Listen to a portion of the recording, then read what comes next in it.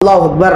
حضرت عثمان بن عفان رضی اللہ تعالیٰ عنہ کا جو مقام ہے، جو رتبہ ہے، اللہ کے رسول صلی اللہ علیہ وسلم نے یقین جانیے دوسرے صحابی کو وہ نصیب نہیں ملا. اس لیے کہ ایک مرتبہ کون سے ایسے صحابی ہے جس نے جنگ میں بھی شرکت نہیں کی، لیکن اس کے باوجود اللہ کے رسول نے فرمایا تم مجاہد ہو، تمہیں جنگ میں بھی شرکت نہیں کی، اس کے باوجود فرمایا کہ تمہیں مال غنیمت بھی ملے گا. وہ صرف اور صرف عثمان بن عفان رضی اللہ تعالیٰ.